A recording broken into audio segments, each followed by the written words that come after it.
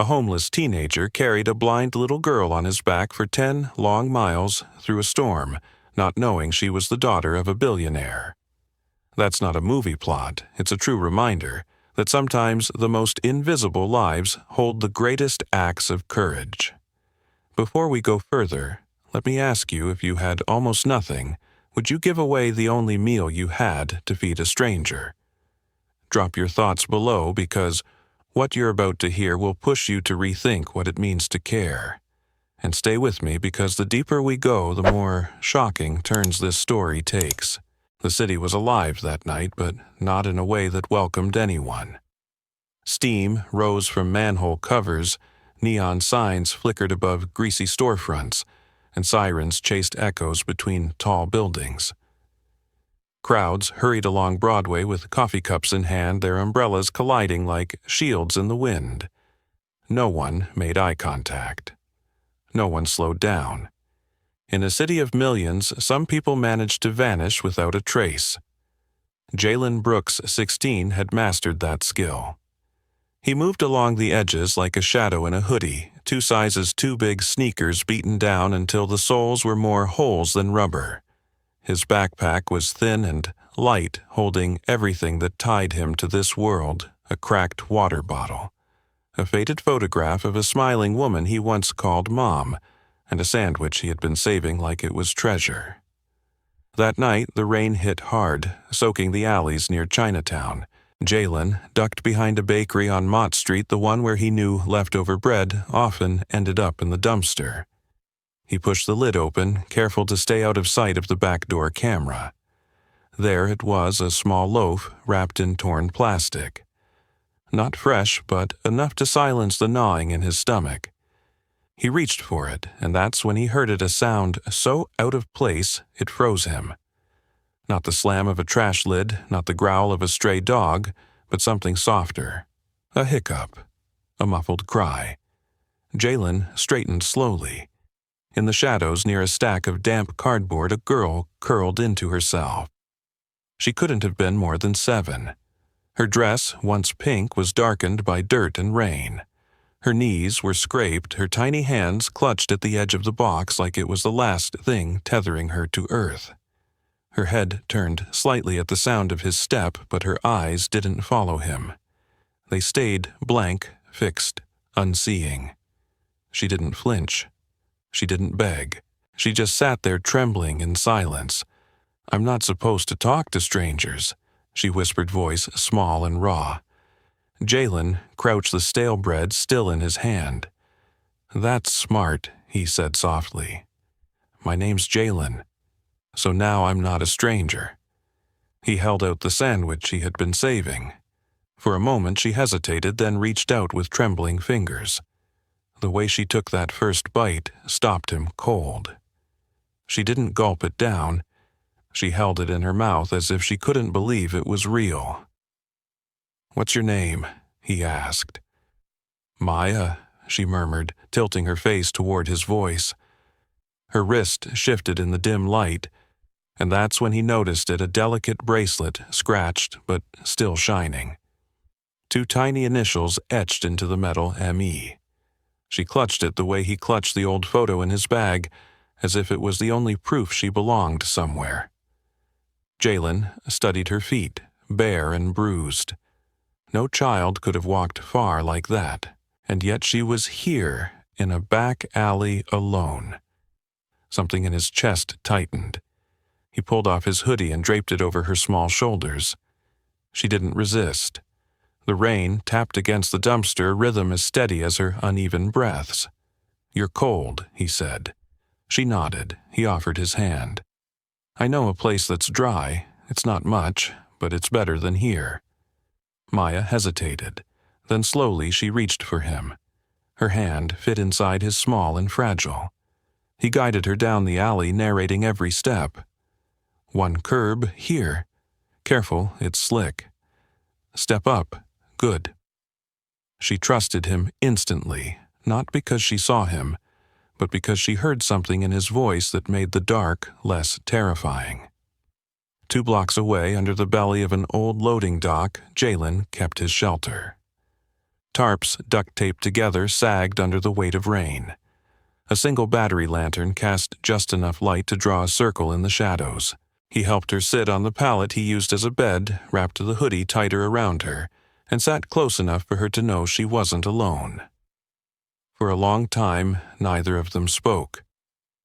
The city roared on outside uncaring, but inside that thin ring of light, the world slowed. Maya shifted once and whispered, "Are you still here?"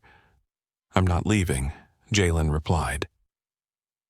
That night, the boy who had learned to survive invisible became the only person who saw her. He didn't know yet who she was. He didn't know the weight of those 2 small initials on her bracelet, and he didn't know that the choice he made in that alley to share his food, his hoodie, his shelter, would lead him into the storm of his life. Because by morning, he would carry her on his back across a city that didn't care if either of them existed. And at the end of that journey behind iron gates and marble steps, a billionaire's family waited for a daughter they feared they had lost forever. Jalen wasn't thinking about that. He only thought about the trembling girl next to him, and the simple promise already written in his heart, she would not be lost again. The rain grew heavier as night settled over the city, hammering against rooftops and draining through cracked gutters. Beneath a loading dock on the Lower East Side, a patchwork of tarps and plywood formed the closest thing Jalen Brooks could call home. It wasn't much, just a lean-to pressed against a brick wall, but it was dry enough to keep out the storm. He guided Maya carefully across the uneven concrete, narrating each step. "There's a pallet here. Step up. Watch your toes." She moved slowly, listening, her hand clinging to his sleeve, as if it were a lifeline. Inside the shelter, a dim lantern flickered to life.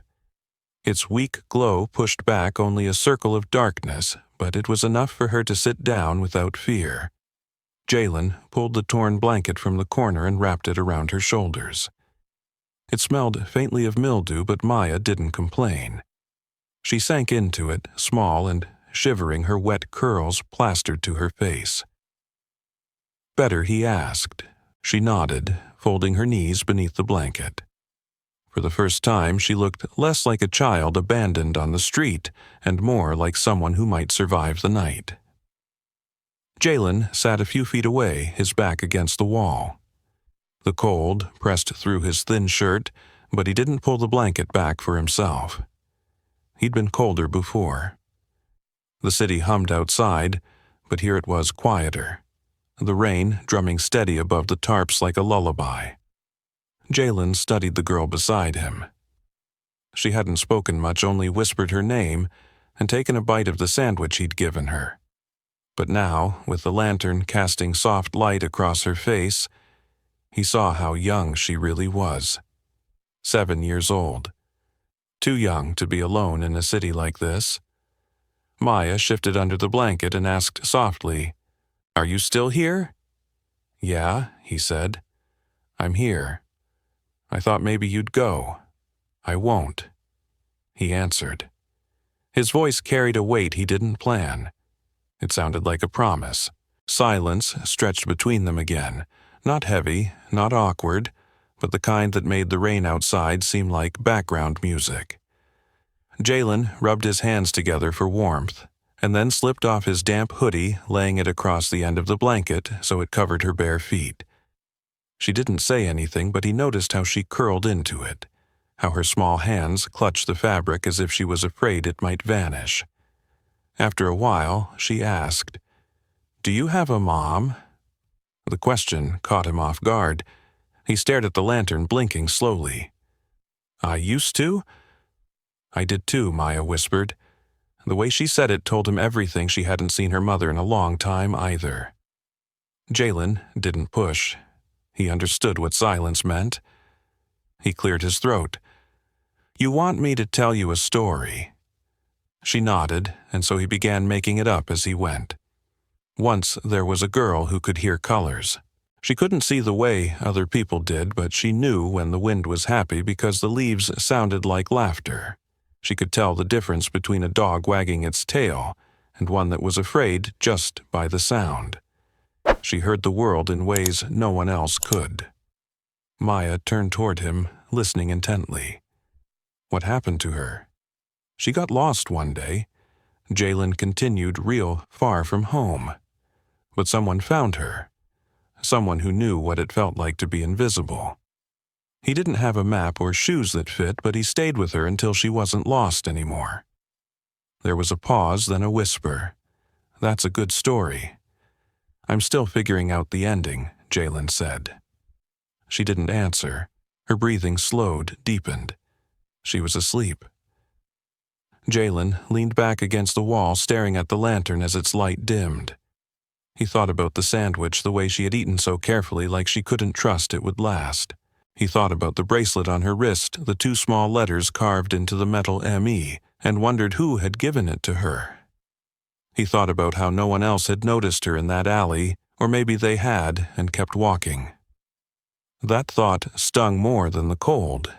His body ached from the day, from years of concrete beds and empty mornings, but tonight felt different. He wasn't surviving for himself anymore. He was responsible for someone smaller, someone who trusted him completely without knowing who he really was. That kind of trust wasn't something Jalen was used to. It pressed on him like a weight and lifted him at the same time. The rain pounded harder, seeping through seams in the tarp, dripping into small puddles on the floor. Jalen shifted closer to Maya, careful not to wake her, making sure the blanket stayed tucked around her shoulders. Outside, life went on. Horns blared, engines revved, voices shouted. But inside this fragile shelter, it felt like time had slowed. He closed his eyes, listening. Not just to the rain, but to Maya's breathing, steady and soft. For the first time in months, maybe years, he didn't feel entirely alone. The world beyond the tarp was still brutal, still indifferent. But here, in this narrow slice of forgotten pavement, he had found something worth holding on to. Sleep didn't come easily. Jalen's stomach twisted with hunger. His arms were stiff from the damp air, and the cough he'd been ignoring scraped at his chest. But he refused to close his eyes fully until he was certain Maya was safe. The lantern finally died, plunging them into darkness.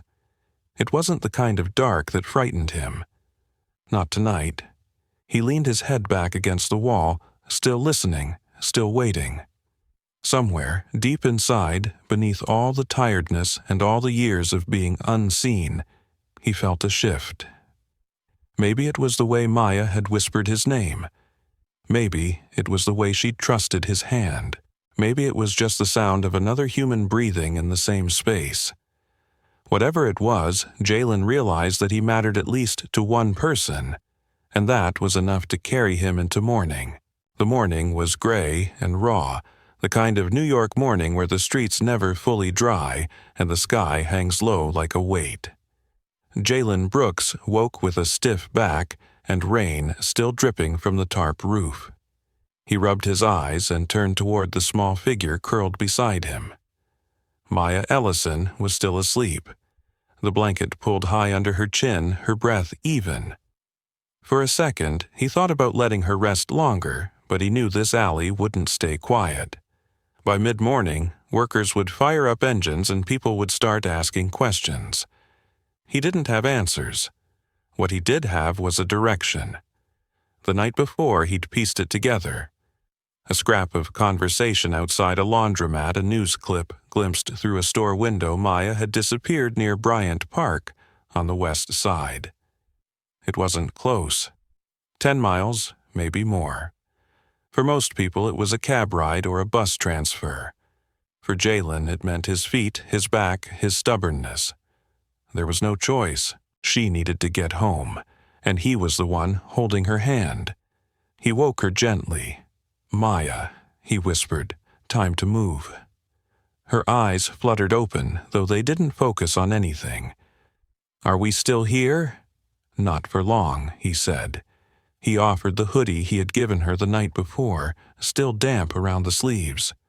She pulled it on without a word. When they stepped into the alley, the cold slapped them both. Her small bare feet winced against the concrete. Jalen crouched down. "Climb on," he said. "I'll carry you." She hesitated. "Won't it hurt your back? I've carried heavier," he replied.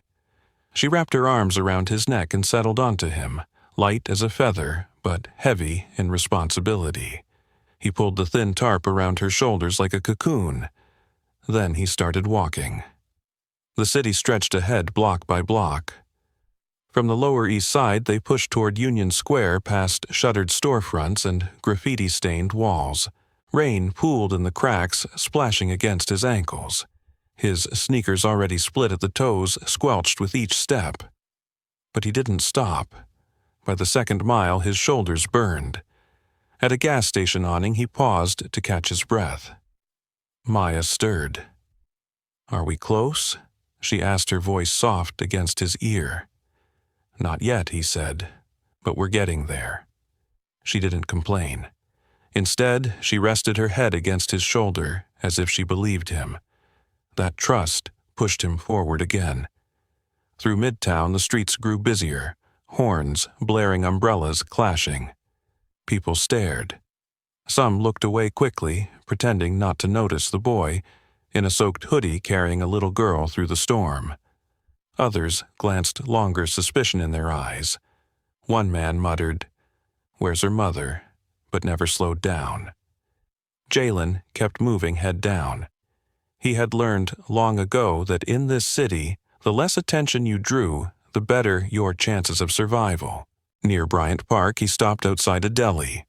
The clerk behind the counter, an older woman with tired eyes, noticed him through the glass. For a moment, he braced for her to shoo him away. Instead, she came out with a small paper bag. "Here," she said. "It's not much, but it's warm." Inside was a bagel, still soft. Jalen thanked her quietly, tore it in half, and handed the bigger piece to Maya. She smiled faintly as she ate crumbs sticking to her lips. That smile gave him another mile of strength. By the 5th mile, fatigue set in. His back ached, his legs shook, and a cough tore through his chest. He tried to hide it, but Maya noticed. "You okay?" she asked. "Yeah," he said quickly. "Just tired." She reached up and touched the side of his face with a small, steady hand. "You're strong." He didn't know how to answer. No one had ever said that to him. Not his teachers, not the cops who had told him to move along, not the strangers who stepped over him. Hearing it now from her kept his legs moving. Past the underpass, wind whipped through like a tunnel. The rain felt sharper here, driven sideways. He pulled the tarp tighter around her, ignoring how the water seeped into his own shirt. His fingers were numb, his breath visible in short bursts. Still, he didn't stop. By the 8th mile, the city changed. Cracked sidewalks gave way to wider, cleaner streets. Brownstones rose neatly in rows, lawns trimmed behind iron fences. The sound of traffic softened. A man walked a golden retriever past them, giving Jalen a puzzled look. The dog wagged its tail and sniffed at his legs before being tugged along. Jalen pressed forward, hoping no one would ask questions. Maya stirred again. "Are we close?" "Almost," he whispered. He didn't know if it was true, but he needed her to believe it. The last hill nearly broke him. His legs screamed with every step, his soaked sneakers heavy as bricks. He adjusted her weight on his back, his arms trembling, but he kept climbing. At the top of the street, he saw it tall brick pillars, iron gates, light glowing from windows beyond. He had made it. His throat tightened. Every step toward that gate felt heavier, like gravity itself was testing him. When he reached the call box, he pressed the button. Static buzzed, then a voice came through. "Yes." Jalen leaned in, his breath ragged. I found her. Maya. I found Maya." Silence. Then the line clicked off.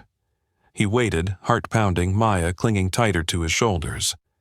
30 seconds later, the gates creaked open. Jalen stepped forward slowly. the rain pouring down harder now, as if the storm itself wanted to wash him away. He crossed the driveway. The front door opened before he reached the steps. A tall man in a dark suit rushed out, followed by a woman in a housecoat, tears already streaming down her face. Maya stirred against him, lifted her head, and whispered one word that broke the night wide open. "Daddy." Jalen dropped to his knees, lowering her gently onto the porch. She stumbled forward into her father's arms. The man held her so tightly it was as if he feared she might disappear again. The woman sobbed, covering her daughter in kisses. Jalen stepped back, water dripping from his hair, his chest heaving. He didn't wait for questions, didn't wait for thanks. Before anyone could even ask his name, he turned and walked back into the rain, the iron gates closing slowly behind him. He was trembling, exhausted, soaked to the bone. But inside, beneath the hunger and the cold, something felt lighter.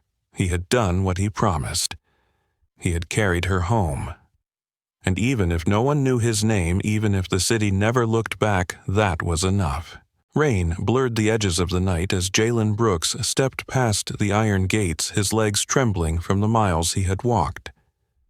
He carried Maya Ellison on his back until the last possible moment, until he felt her shift reaching toward the glow, spilling from the open doorway ahead. He lowered her gently to the marble steps, his hand steady though his arms shook from exhaustion. The sound that followed was not loud, but it was powerful enough to cut through the storm. One small word spoken with certainty. Daddy. Richard Ellison was already running. The billionaire who owned towers of glass and steel dropped to his knees on wet stone as if nothing else in the world mattered. He gathered his daughter into his arms, cradling her against his chest, his voice breaking with relief. "My baby," he whispered. His wife Clara was right behind him, wrapping them both in her trembling embrace. She pressed her lips against Maya's tangled hair, tears soaking into the little girl's damp hoodie. For a few seconds the world narrowed to that reunion, the three of them holding each other under the storm. Jalen stood back in the shadows of the porch, rain dripping from his hair into his eyes. His chest rose and fell with the effort of breathing, but his heart felt strangely light. He had done it. She was home. That was all that mattered. No one asked him his name. No one noticed the boy who had carried her across the city until his shoes came apart, who had given away the only warm food he had. He stepped back as the Ellisons clung tighter to Maya. The household staff appeared in the doorway, wide-eyed, one of them trying to usher the family inside. The storm beat against the gates, thunder rolling somewhere above the rooftops, and still no one looked his way. Jalen hesitated for only a moment. He lifted a hand halfway as if to wave, as if to say, "She's safe now." Then he dropped it.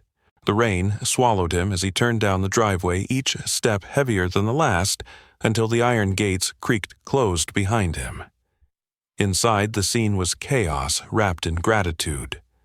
Blankets were brought, hot water phones ringing off the hook. Clara never let go of her daughter, her hands moving constantly over Maya's arms, her hair as if confirming she was real. Richard paced the hallway, voice clipped as he spoke into his phone. "Yes, she's safe.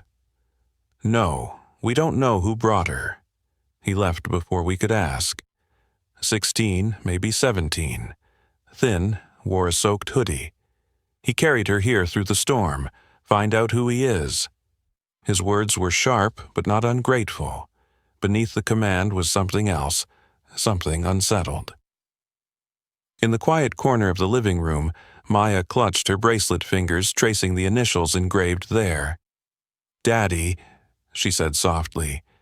"He told me a story. He stayed until I wasn't lost anymore." Richard knelt again, brushing her wet curls from her forehead. "And you're not lost, not anymore," he promised. But the truth lingered. She had not come back on her own. Someone had carried her, and that someone was already gone. By midnight, the gate's security footage had been reviewed. A grainy image captured in the storm showed a teenage boy stepping back as Maya ran forward into her father's arms. His figure was blurred by rain, but the outline told a story: the slump of his shoulders, the thin arms hanging at his sides, the way he disappeared into the dark without looking back. A staff member posted the clip on a private thread, and within hours it spread. The caption on one reshared post read, "Unknown. Teen walks 10 miles through a storm to return blind girl home, then vanishes into the night." It struck a chord. By morning, tens of thousands of people had seen it. Some praised the selflessness.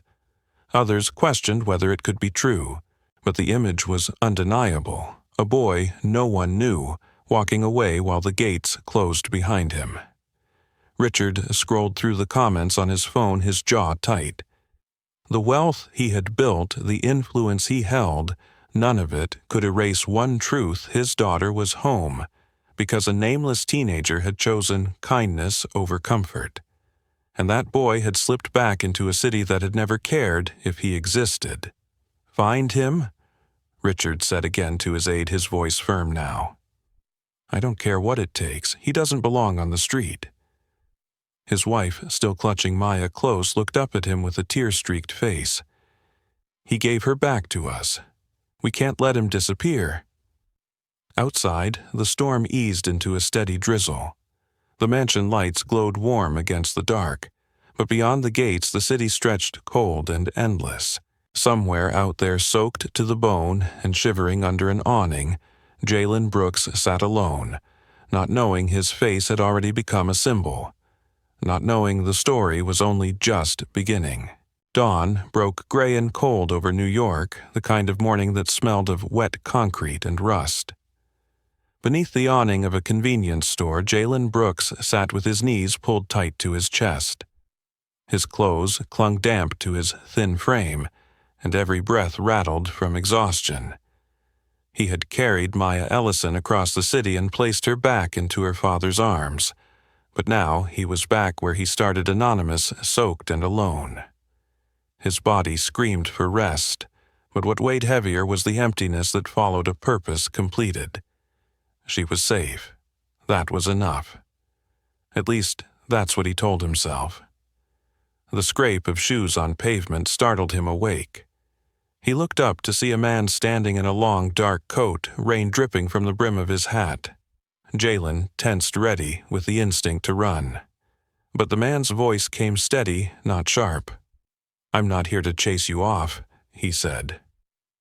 It was Richard Ellison. He knelt so his eyes met Jalen's. There was no authority in his tone, no billionaire's distance, only gratitude. "You carried my daughter home, through the storm. She told me everything she could, about your voice, about the sandwich, about how you never left." He paused, studying the boy's downturned face. "I don't think we ever said thank you." Jalen shifted uncomfortably, his eyes fixed on the wet pavement. "I wasn't looking for thanks," he muttered. "I know," Richard replied quietly. He reached into his coat and pulled out a metal thermos. "Hot tea. Thought you might need it." He handed it over. Jalen accepted it slowly, the warmth almost painful against his freezing fingers. He took a sip, flinched at the heat, then let it settle in his chest like something alive. For a long moment they sat in silence. Early traffic groaned down the avenue. Birds shook water from their wings. The city was already rushing, but this corner of it slowed for two people who didn't usually belong in the same world. Finally, Richard spoke again. "You don't belong out here, Jalen. Someone who carries a stranger's child through a storm deserves better than sidewalks and alleys."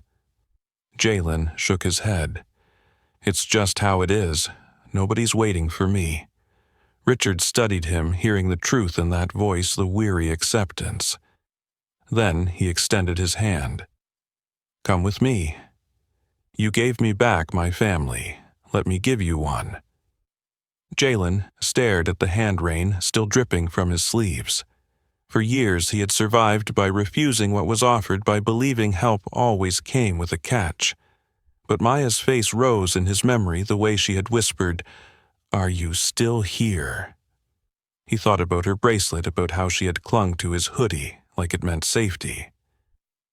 Slowly, almost against his own instinct, he reached out and took Richard's hand. The weeks that followed moved quickly. The story of the vanishing boy spread across news feeds and morning shows, but Richard kept Jalen away from the spotlight. He insisted the boy's dignity mattered more than headlines. Instead of cameras, Jalen faced something he hadn't seen in years: a real bed, a clean sweatshirt, a hot meal that wasn't scavenged. At first, he couldn't trust it. He folded napkins neatly, like they were treasures, kept food hidden in his pockets, just in case.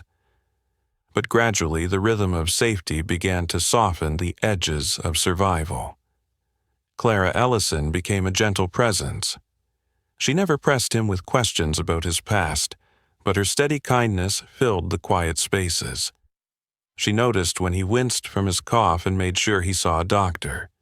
She noticed when he struggled with the noise of the large house and gave him space until he came back on his own. For the first time, Jalen experienced what it meant to be cared for without being asked to earn it.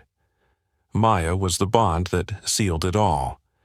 She followed the sound of his footsteps through the hallways, always knowing when he was near. She sat with him at breakfast, spilling orange juice and laughing at his attempts to braid her hair. At night, she asked him for stories, and he picked up where he had left off in the shelter, The Girl Who Heard Colors. Only now, the story had a different tone. It was no longer about being lost, but about being found. Even Paul the aide, who had once failed by looking away at the wrong moment, sought a quiet redemption. He was the one who drove Jalen to school for the first time, the one who shook his hand in the hallway and said, "I owe you." For Jalen, that acknowledgement mattered more than any apology. The city kept moving as it always did.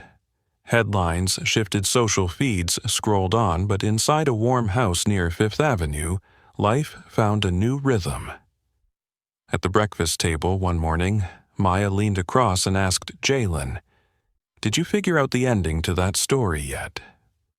He looked at her, her curls shining in the morning light, her smile wide and certain. He looked at the clean sweatshirt on his back, the school bag waiting by the door, the quiet nod from Richard across the table. For a boy who had spent years invisible, the answer came slowly but sure. "Yeah," he said softly. "I think I did." The girl who heard colors wasn't lost anymore because someone had chosen to stay. And the boy who had been invisible had finally learned what it meant to belong. This time, he wasn't letting go. The story of Jalen Brooks is not one of wealth, privilege, or recognition. It is the story of an invisible boy who chose to act when no one else would. He had no home, no comfort, no family waiting for him at the end of the day. And yet when he found Maya Ellison lost and trembling in a cold alley, he gave her the only good food he had. He carried her on his back for 10 long miles through freezing rain. He brought her to safety, expecting nothing in return. That choice born out of pure compassion changed both of their lives forever. From the moment Jalen guided Maya out of that alley, his path was marked by sacrifice. He gave away warmth, strength, and energy he could not afford to lose. Still, he pressed forward, narrating the broken sidewalks for a blind child who trusted him completely. The rain tried to break him, the city ignored him, yet he refused to stop. His journey was not just a physical trial. It was a testament to what it means to carry hope when no one else will. And when the mansion gates opened, and Maya called for her father, Jalen stepped back into the shadows, ready to disappear again. He believed his role was finished. But the truth of such an act cannot remain hidden. The world saw him in a grainy security clip and felt the weight of his sacrifice. More importantly, Richard and Clara Ellison refused to let him vanish into the streets. They sought him out not with headlines or empty gratitude, but with presence. Richard sat beside him on the cold ground offering a thermos of tea, and something Jalen had been denied for years, a hand that didn't let go. From that moment forward, Jalen was no longer the invisible boy. He was given not charity but family, a place where his existence mattered, and his story could begin again. In the weeks that followed, Jalen discovered the unfamiliar rhythm of belonging. He ate meals that were not scavenged. He walked into school carrying a backpack that symbolized opportunity, not survival. He learned the steady care of Clara, the companionship of Maya, the quiet support of a household that finally saw him. And slowly, he began to believe what others had always overlooked, that his life had value, that his choices mattered, that he was worthy of love. When we reflect on Jalen's story, the lesson is both simple and profound. Compassion is the bridge between despair and hope. It does not require wealth, position, or power. It requires only the courage to act even when the world looks the other way. Jalen carried Maya because he refused to be the kind of person who ignored another human being in need. That decision made by a teenager with nothing reshaped lives with a force no amount of money could have bought. For us, the audience, his journey is a call to action. Every day we pass people who are struggling, often unseen. Sometimes it is a stranger on the street. Sometimes it is a colleague fighting a silent battle. Sometimes it is even someone in our own family carrying a weight they are too afraid to speak of. What if, like Jalen, we chose not to look away? What if we offered kindness without expecting recognition? What if we became the hand that doesn't let go? Applying this lesson means starting small, checking on a neighbor, listening without distraction, giving when it costs us something. These choices may not make headlines, but they ripple outward in ways we cannot measure. In a world that often feels divided, cynical, and rushed, small acts of compassion remain the most radical, transformative force we have. Jalen's story reminds us that real heroism is not loud, it is steady, sacrificial, and rooted in love. And so, as we close this story, I leave you with a challenge. Carry someone when they cannot walk alone. Share what you can, even if it feels like little. Choose to see those the world ignores. Because when you do, you may not just change their life, you may change your own. If this story moved you, if it reminded you of the power of unseen kindness and the resilience of the human spirit, then join us. Subscribe to our channel, share this story with others, and help us continue bringing voices like Jalen's into the light. Every view, every share, every subscription is not just support, it is a commitment to keeping alive the stories that remind us of who we are meant to be. Together, let's keep carrying hope forward.